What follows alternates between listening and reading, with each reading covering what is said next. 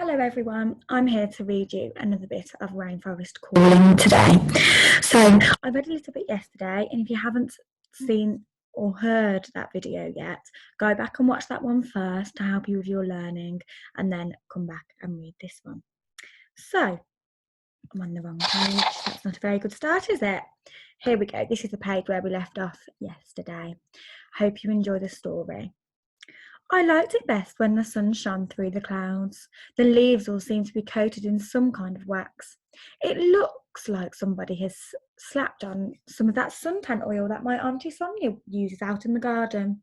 So I wonder if it helps to protect the leaves from the strong sun too. They look so slippery. I reckon that the insects could probably use them as skating rinks. When they caught the sunlight, they glistened even brighter than my Grandma Wilkins' opal earrings. I should have brought my sunglasses. I saw some amazing bluebirds. I remember seeing a photo on the charity's website, and it said that they were called collingers. I spotted parrots too.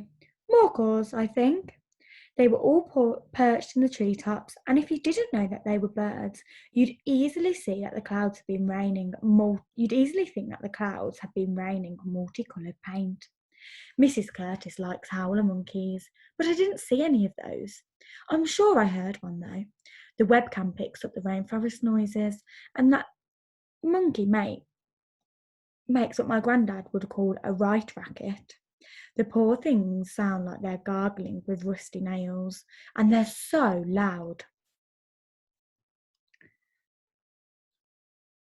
In fact, the only person I know who can shout as loud as a howler monkey is Mr. Patterson, our caretaker. Now, he'd give them a proper run for his money. 12:52 p.m. Mrs. Curtis told me that I have to make a separate journal entry every time I leave the webcam and then log back on. I asked her if that meant even when I popped to the bathroom, and she said yes. I only went for some tissue to blow my nose with, but she said that I had to write my journals as if I were a real scientist, and that means accurately recording my time. I love playing around with the webcam. I found that I can use the scroll wheel on the mouse to zoom in as well. So I zoomed in a lot. I'm glad I did too, because among the trillions of tropical leaves, I found some really beautiful orchids. I can see why my Grandma Wilkins likes orchids as much as she does. They're so colourful, and the petals have amazing patterns, like a kaleidoscope. Orchids really like it up in the emergent layer because there's so much sunshine. Grandma says that some have roots that don't even need soil. They can actually drink moisture from the air. I never realised that plants could be so clever. Oh, I nearly forgot. I also saw something a bit strange. It was like a bird, but not one of the parrots.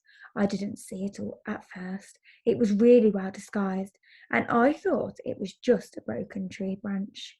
In fact, it was only when it opened its big yellow goggle eyes that I spotted it, and I had to zoom in to get a good view. Poor thing. It's really ugly and sort of like a cross between a tawny owl, the ones with the nice brown and white feathers, and a car with big headlamps. Its eyes are so huge that it looks startled all of the time, as if one of the other animals had just jumped out from behind a big leaf and shouted, "Boo!" Oh, and the poor thing's little thin beak looks squashed, as if it's been caught in a set of lift doors. I bet it's really jealous of the parrots because its feathers aren't colourful at all. But what makes this funny thing seem really odd is its mouth. I'd say it belongs on a frog, not a bird, and it seems to be permanently turned into a sad frown. You should see it when it opens its beak, though. That funny bird's mouth is almost wider than its entire face. The internet is great for finding out about stuff, so I did an image search and found that the bird is actually called a pt2. Now, I understand why I didn't see it at first. It's really good at hiding. What's unusual about the pt2 on my screen is the markings. The darker feathers on its chest make a sort of lopsided heart shape. Potos are sometimes called palmy ones because of their hunting Cool. Potus are nocturnal and eat many insects. Who knows? What does nocturnal mean? Well done, it means they're awake at night, just like the other story we are reading about our barn owl. They're not nocturnal too, aren't they? During the day, they perch upright on the tree stumps of the branches and lay their spotted eggs directly onto the trees. The birds' remarkable camouflage allows them to look like part of the tree stumps. These birds normally only come out at night. Maybe that's why its goggle eyes are so big, so it can see the dark. I wonder why it was still awake. Maybe it's scared, or looking for something, or perhaps it stayed up past its bedtime to talk to one of those colourful mackerels. Actually, one of the birds with the bright tail feathers seemed to be arguing with Poto. The mackerel was yakking and squawking away, and the Poto was answering back. They were making a real din. It's funny, because you'd hope that a bird with such quirky looks would have a great singing voice, like a lovely robin or a nightingale, but it definitely doesn't. In fact, it was more of a wail than a chirp. It's a good job that there are no mirrors in the rainforest, because then it would have a reason to feel sorry for itself. I probably won't see that poor Poto again. I'm visiting the canopy layer tomorrow, and if I'm really lucky, I might get to see a sloth. Everyone loves sloths.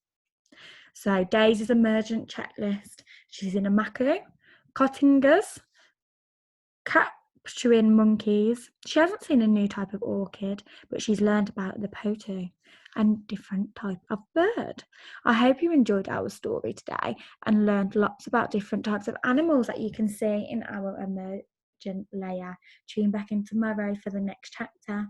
Bye.